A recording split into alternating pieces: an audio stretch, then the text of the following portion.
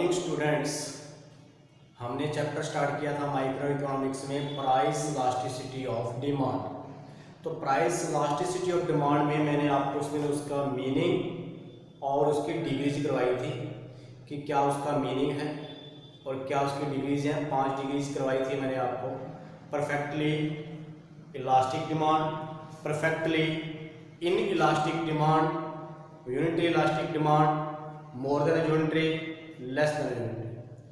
आज हम उसके मेथड्स करने जा रहे हैं कि इलास्टिसिटी ऑफ डिमांड को हम कैसे मेजर्स करते हैं, उसके मेथड्स करने जाएंगे आप। Measurement of price elasticity of demand, तो उसको कैसे मेजर्स किया जाता है। मेजरमेंट के हमारे पास मेथड्स हैं। फर्स्ट मेथड है हमारे पास percentage method, geometric method, total expenditure method.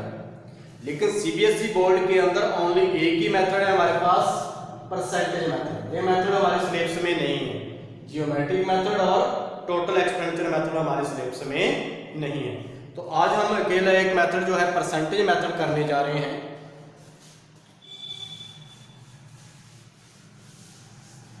सभी स्टूडेंट्स ध्यान से इसका जो फॉर्मूला नोट करें आप। इलास्टिसिटी ऑफ डिमांड,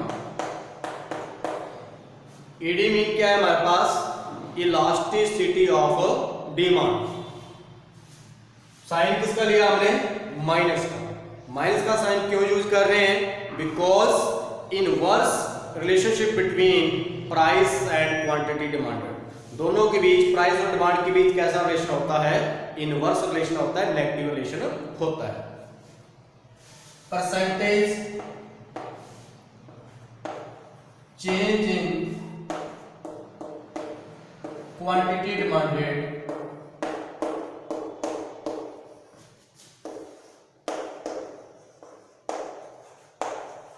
अपॉन में परसेंटेज चेंज इन प्राइस। तो फॉर्मूला क्या है हमारे पास, percentage change in quantity demanded upon में परसेंटेज चेंज इन प्राइस। इसी से इसकी डेफिनेशन बन जाती है हमारे पास प्राइस इलास्टिसिटी ऑफ डिमांड की। It is the ratio between percentage change in quantity demanded and percentage change in price. तो एक मेथड ये है हमारे पास, एक मेथड और है। उस मेथड को मैं आपको प्रूव कर रहा हूं। मेरे मेथड को लिखेंगे हम, चेंज इन डिमांड अपॉन में initial demand.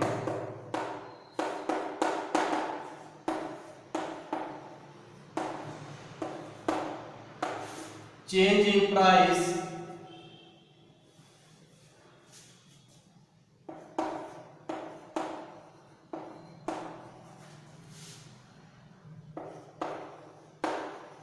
Change in price upon में इनिशियल प्राइस।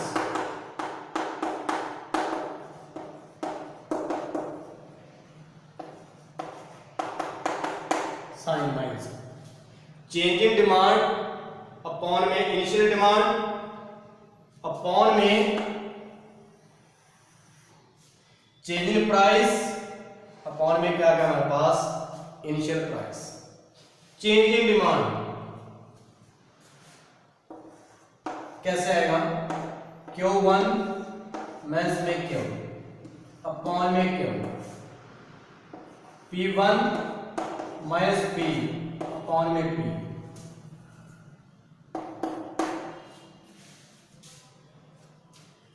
Q1 क्या है हमारे पास, न्यू डिमांड। Q क्या है हमारे पास, इनिशियल डिमांड। इसको शो कर रहा हूं यहां पे। Q क्या हमारे पास, इनिशियल डिमांड, और Q1 क्या हमारे पास, new demand. Same type P1 क्या हमारे पास, न्यू प्राइस, और P क्या हमारे पास, initial price. Q initial demand, Q1 new demand, P1 new price, P initial price. तो ये हमें ले लिए पॉइंट हमने। अब हमने जब चेंज निकालना है तो न्यू डिमांड में से किसको लेस कर दिया हमने, इनिशियल डिमांड को अपॉन में इनिशियल डिमांड। न्यू प्राइस में से चेंज इन प्राइस निकाल रहे हैं, न्यू प्राइस में से किसको लेस कर दिया आपने, ओल्ड भी बोल सकते हैं जब इनिशियल प्राइस अपॉन में इनिशियल प्राइस। अब चेंज, इसको नेम दे देंगे हम चेंज, वैसे डेल्टा बोल देते हैं इसको हम, चेंज इन डिमांड। तो क्या क्या डिमांड में चेंज अपॉन में initial demand, change in price upon में इनिशियल प्राइस, किसका साइन आ जाएगा हमारे पास, माइनस का साइन आ जाएगा। तो इसको स्टूडेंट्स एक बार नोट कर लें आप, इतना जो मैंने करवाया है। क्यों क्या है हमारे पास, initial demand Q1 new demand, P1 new price, P initial price. Pause करके नोट कर लें इसको ताकि मैं इसको रेज कर सकूं, सभी स्टूडेंट्स नोट कर लेंगे।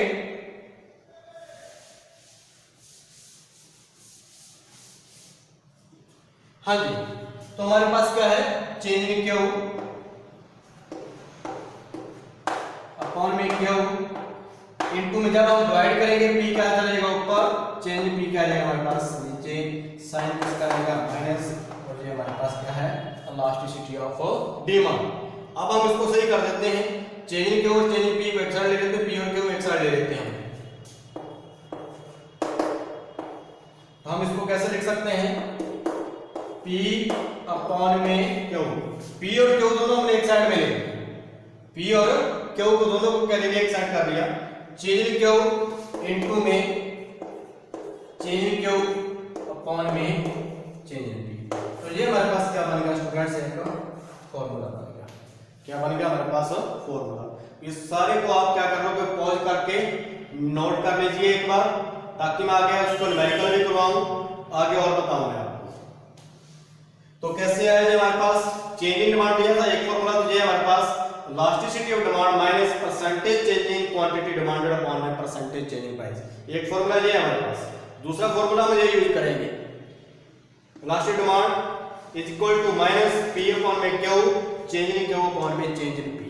तो कैसे बना, चेंज इन डिमांड अपॉन में initial demand, change in price upon में इनिशियल प्राइस। तो न्यू डिमांड में से किसको लेस कर दिया आपने, ओल्ड जा इनिशियल डिमांड अपॉन में इनिशियल डिमांड, न्यू प्राइस में ओल्ड प्राइस अपॉन में old price, change in Q upon में Q, change in P upon में P। इसको आगे हमने ये फॉर्मूले में कन्वर्ट कर दिया। तो इसको पॉज करके नोट कर लीजिए।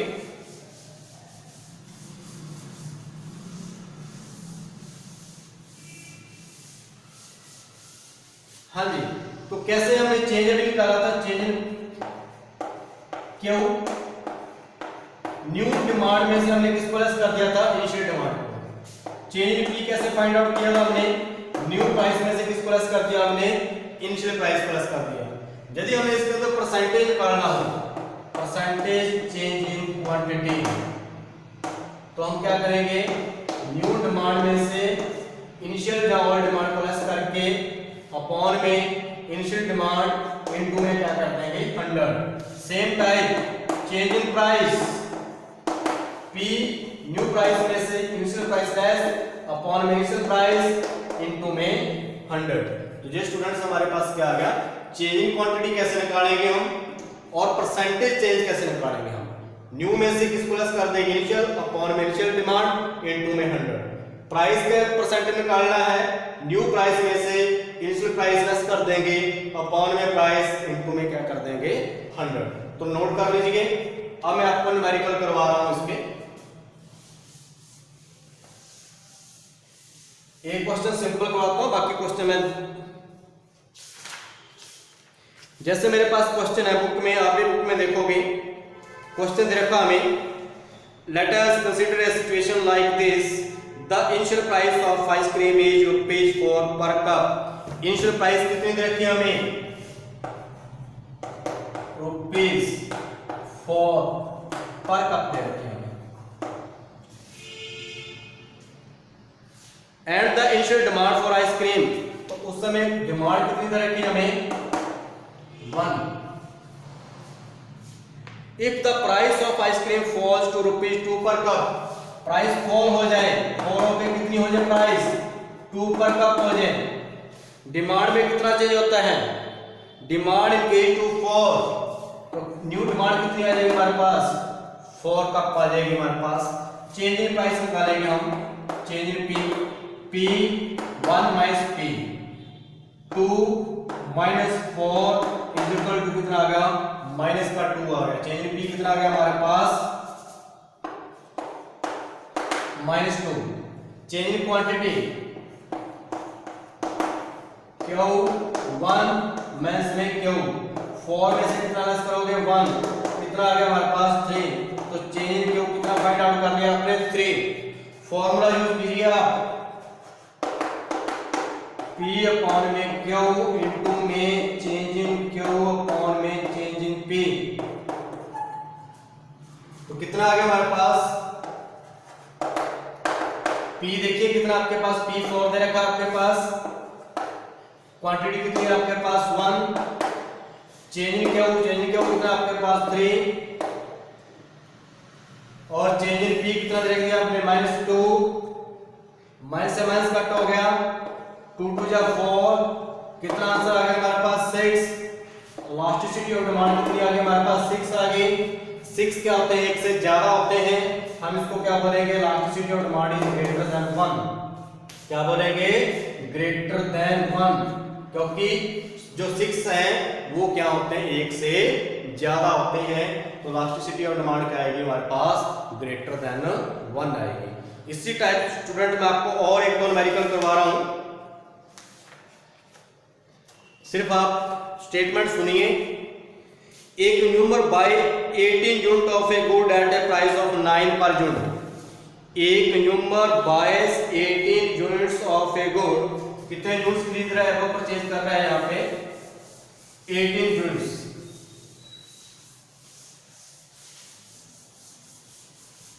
हाँ जी, तो क्वांटिटी कितनी आ गई हमारे पास 18 यूनिट्स आ गई।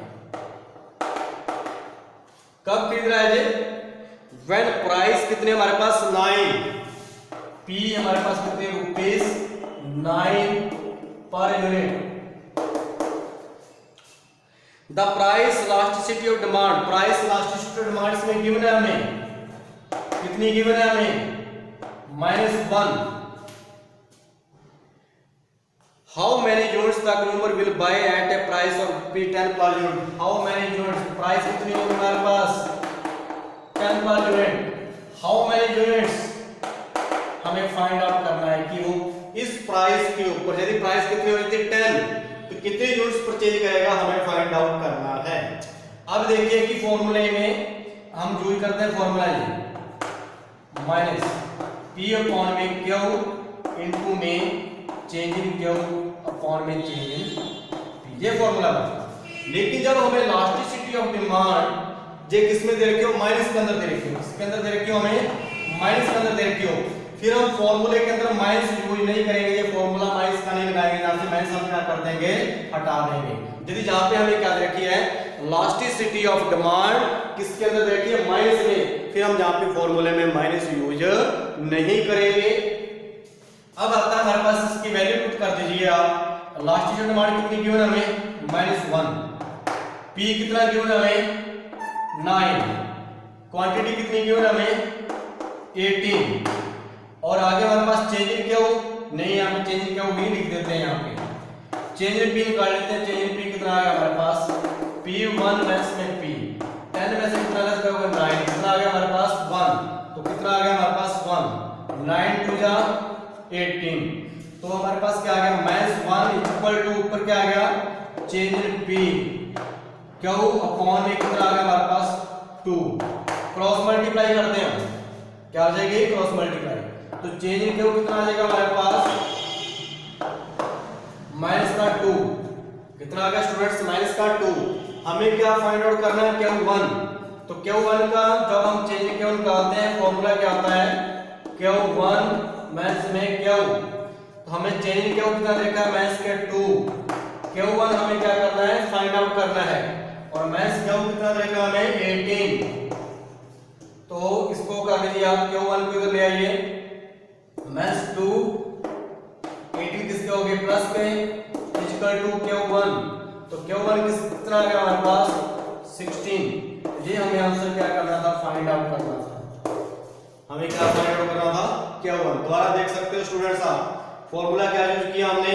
अब माइनस यदि जहाँ पे इलास्टिसिटी ऑफ डिमांड -1 आती है तो फॉर्मूले में -1 यूज नहीं होगा। P अपॉन में Q, change in Q upon में चेंज इन P। P कितना हमारे पास दे रखा है 9 है, Q कितना हमारे पास 18, चेंज इन Q हमारे पास है नहीं, पुट कर दिया हमने वैल्यू और चेंज इन P निकाल दिया हमने 1। हमारा डिवाइड करके कितना आ गया -1 equal to change in Q upon में 2, क्रॉस मल्टीप्लाई किया चेंज इन Q किसके इक्वल आ गया -2 के इक्वल आ गया। हमने चेंज इन Q का फॉर्मूला लगा दिया, Q1 माइनस में Q, चेंज इन Q कितना निकाल लिया हमने -2। Q1 हमने फाइंड आउट करना है, Q हमारे पास गिवन है, कितना गिवन है हमारे पास 18 गिवन है यहाँ पे। तो -2 इधर आके किसके हो गए प्लस के 18 इक्वल टू Q1। तो Q1 कितना रहेगा हमारे पास 16। तो ये हमारे पास कितना आंसर आ गया स्टूडेंट्स 16। इसका आंसर हमने फाइंड आउट कर लिया। एक क्वेश्चन मैं और करवा रहा हूं मैं आपको, अलग अलग टाइप के क्वेश्चन है इसमें।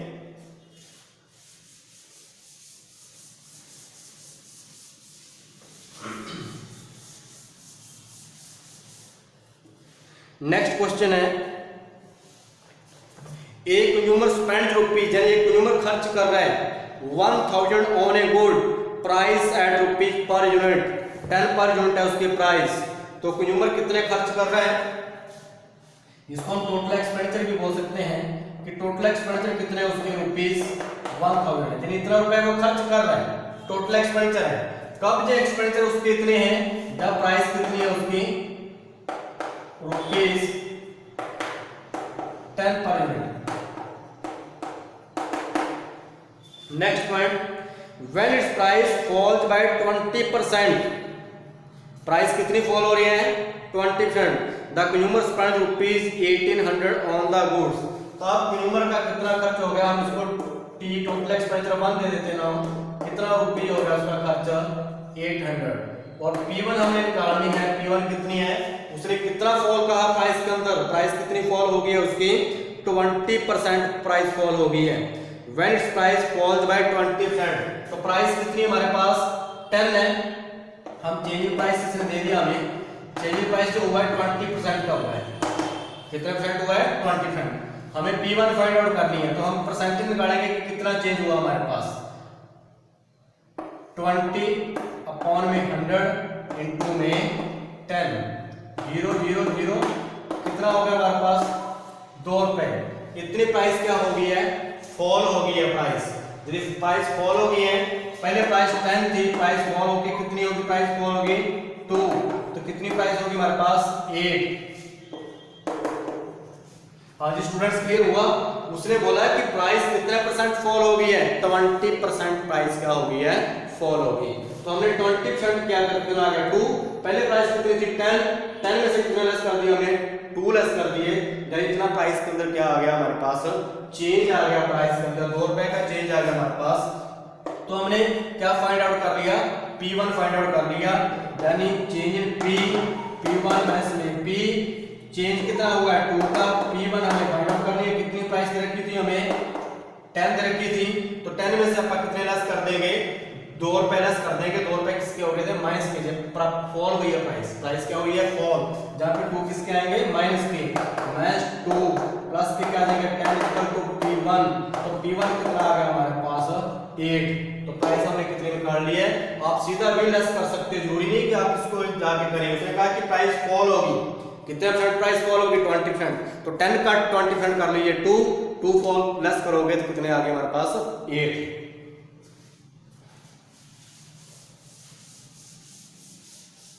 Next, calculate the price elasticity of demand by the percentage method. तो परसेंटेज मेथड के द्वारा हमें अब जहां पे क्वांटिटी फाइंड आउट करनी पड़ेगी, टोटल एक्सपेंडिचर है। टोटल एक्सपेंडिचर जब भी आते हैं, टोटल एक्सपेंडिचर का फॉर्मूला आता है प्राइस इनटू में क्वांटिटी। तो अपने को क्वांटिटी निकालनी है, तो हम क्या करेंगे टोटल एक्सपेंडिचर को किससे डिवाइड कर देंगे, प्राइस के साथ डिवाइड कर देंगे हम। तो क्वांटिटी कितनी आ जाएगी हमारे पास 1000 है, अपॉन में कितना कर दिया हमने प्राइस 10 है, कितनी आ गई क्वांटिटी हमारे पास 100 आ गई। इसी प्रकार से आ जाओ हमारे पास हमें निकालनी है Q1। हम क्या करेंगे, Q1 800 को किससे डिवाइड कर दोगे आप, 8 से। Q1 कितनी आ जाएगी आपके पास, 100। देखिए क्वांटिटी यहाँ पे भी 100 है, क्वांटिटी यहाँ पे भी 100 है। क्वांटिटी के अंदर कोई भी चेंज हुआ, प्राइस में चेंज हुआ, क्वांटिटी में कोई भी चेंज नहीं हुआ। स्टूडेंट्स नोट कर लीजिए कि कैसे मैंने किया है।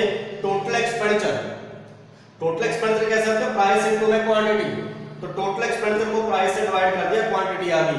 इसी प्रकार Q1 फाइंड आउट करना था हमने, तो टोटल एक्सपेंडिचर को किससे डिवाइड कर दिया हमने, प्राइस से डिवाइड कर दिया। कितना आ गया हमारे पास, 100। इधर भी क्वांटिटी 100 है, Q1 भी हमारे पास कितनी है, 100 है। लिखिए यहाँ पे 100 यूनिट्स, और इधर भी हमारे पास क्या है, 100 यूनिट्स।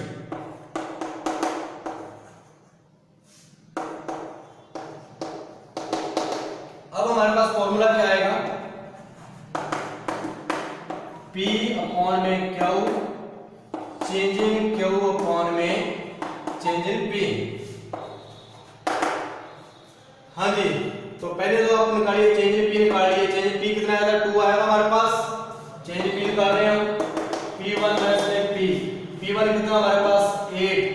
P कितना हमारे पास, 10। कितना आ गया, चेंज इन P हमारे पास माइनस का 2 आ गया। चेंज इन क्वांटिटी निकाल लीजिए,